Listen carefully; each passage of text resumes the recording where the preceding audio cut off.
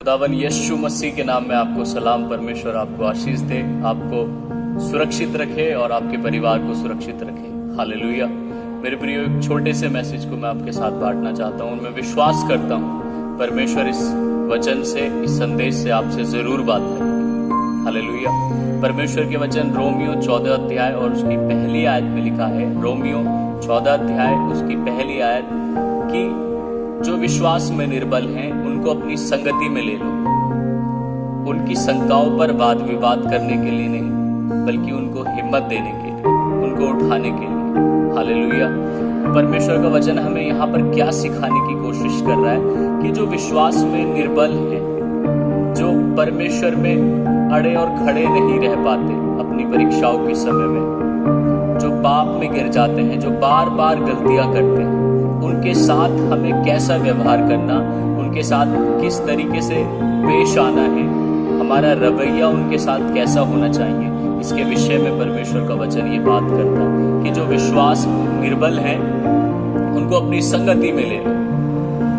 उनकी गलतियों पर वाद विवाद करने के लिए नहीं, उनको जज करने के लिए नहीं, उन पर दोष लगाने के लिए नहीं, बल्कि उनको जिस गड्ढे में वो पड़े हैं उनको उस गड्ढे में से बाहर उबारने के लिए। हालेलुया।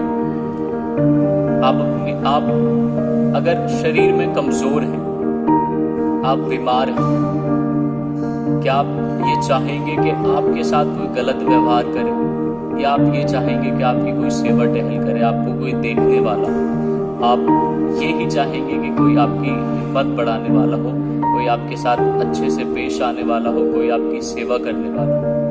वैसे ही परमेश्वर के वचन में मत्ती उसका 7 अध्याय उसकी 12 आयत में लिखा है कि जैसा व्यवहार तुम चाहते हो कि मनुष्य तुम्हारे साथ करे, वैसा ही व्यवहार तुम भी उनके साथ करो। हालेलुया। परमेश्वर का वचन हमें क्या सिखाने की कोशिश कर रहा है? हम नहीं चाहते कि हमारे साथ कोई गुस्से से पेश आए, गाली से पेश आए।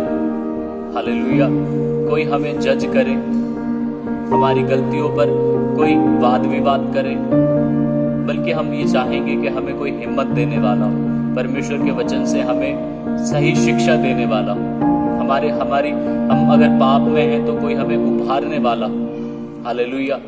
तो परमेश्वर का वचन हमें यहाँ पर यही सिखा रहा है कि हमारा व्यवहार ऐसे लोगों के साथ जो बार बार गलतियां करते हैं, जो विश्वास में कमजोर हैं, उनके साथ ऐसा होना चाहिए कि हमारी वर्डिंग, हमारे शब्द ऐसे होने चाहिए कि अपनी वो विश्वास की निर्बलताइयों से, अपने विश्वास की कमजोरियों में से बाहर आ सके।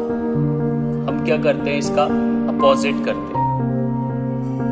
हम बहुत प्रार्थना करने वाले हैं, परमेश्वर के वचन को पढ़ने वाले हैं, अब हमसे ज्यादा पाक पवित्र कोई नहीं। हम परमेश्वर के साथ समय बिताते हैं। अब हमारे अंदर शैतान ने ऐसा व्यवहार डाल दिया कि हम अपने आप को बहुत पवित्र, बहुत पाक दिखाएंगे और लोगों से बात नहीं करेंगे, लोगों से मुंह फुला करके बैठेंगे। ऐसा परमेश्वर का वचन नहीं बताता। अगर हम ऐसी तैयारी कर रहे हैं तो हमारी तैयारी अधूरी है। हालेलुया। परमेश्वर के वचन में लिखा है कि हाय उस पर जिसके कारण ठोकर लगती है। ठोकरों का लगना जरूरी तो है, लेकिन हाय उस पर जिसके कारण ठोकर लगती है।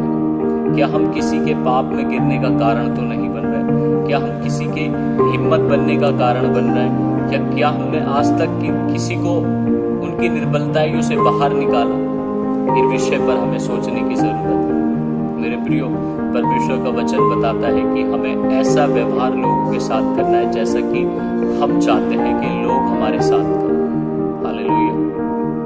यीशु मसीह किसी को दोषी ठहराने के लिए नहीं आया, किसी पापी को नाश करने के लिए नहीं आया, बल्कि पापियों को बचाने के लिए आया। वैसे ही हमें देखना कि अगर हम अपने विश्वास में कमजोर हैं, हम अपने विश्वास में मजबूत हैं, तो हमें उनको हिम्मत दिलानी है जिनका विश्वास कमजोर है, जो अपने विश्वास में कमजोर पाए जाते हैं। अगर हम स्वार्थी होकर के अपनी तैयारी कर रहे हैं कि जी हमें परमेश्वर के वचन की, संपूर्ण वचन की बहुत अच्छे से नॉलेज है, हमें ज्ञान है, और हम पवित्रताई में चल रहे हैं, रोजे भी रखते हैं, हम हर तरीके का यत्न करते हैं, लेकिन अगर हमारा व्यवहार लोगों के साथ नहीं है तो हम अभी भी धोखे में हैं और हम स्वर्ग नहीं जा रहे। इसलिए हमें अपने व्यवहार को अच्छा बनाना है, लोगों के साथ अच्छा बनाना है। हम लोगों से ऐसे मूड में न रहें जैसे हम किसी को जज कर रहे हैं। हमारा नजरिया, हमारा देखना, हमारी बातें ऐसी ना हो कि जैसे हम किसी को जज कर रहे हैं, बल्कि हमारी बातें, हमारा व्यवहार ऐसा होना चाहिए कि कोई सुन करके, परमेश्वर के वचन में लिखा है कि ऐसा बोलो कि सुनने वालों पर अनुग्रह हो। हालेलुया। यदि कोई निर्बल है तो उसको अपनी संगति में ले लो, उसके दोषों पर, उसकी गलतियों पर वाद विवाद करने के लिए नहीं, उसको जज करने के लिए नहीं, बल्कि उसको हिम्मत दिलाने के लिए और उसको परमेश्वर से मेल मिलाप कराने के लिए। तो परमेश्वर के इन वचनों पर गौर करें, समझें कि हम अपने व्यवहार को कैसा रखना है। परमेश्वर के इन वचनों पर आशीष और बरकत हो सबको।